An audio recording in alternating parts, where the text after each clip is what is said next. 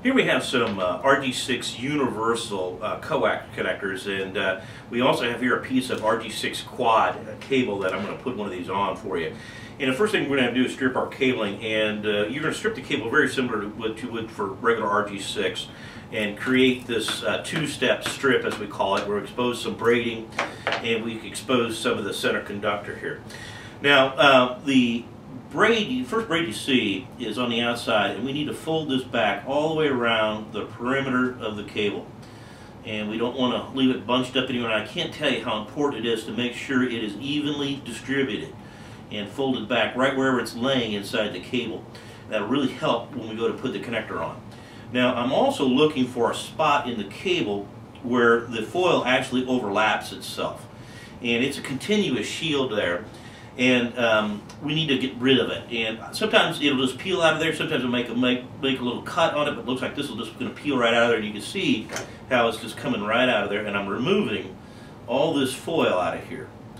And that, if we left it and then folded back the next layer of braid that we see here, what would happen is everything would kind of bunch up right there because the foil is in the way. And if we don't get rid of it, it's going to be very hard to get the connector actually on this cable. So the next step here is to fold all this braid back as evenly as we can get it, again all the way around the perimeter of the cable and get them all.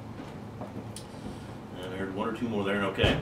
And I'm going to make sure it's all the way around, nicely folded back, and that should be a properly prepped piece of cable for an RG-6 quad connector.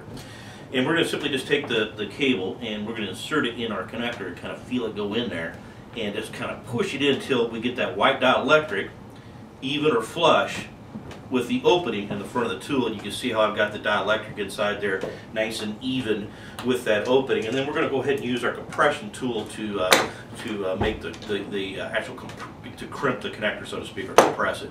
And again, the lever moves the ram inside and out. And there are markings in the tool right here that we can see, and the large mark you see there is if I push the tool all the way down, the end of the ram is even with that mark, and I know it's set for all of Ideal's connectors. And essentially we're going to just take the connector, and the center conductor loads right in the front of the ram.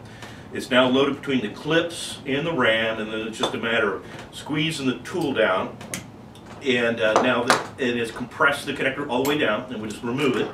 And now that is a properly compressed RG-6 quad connector on the end of RG-6 quad wire. So with quad, we always take out that outer layer of foil in order to get it on right. So there you go.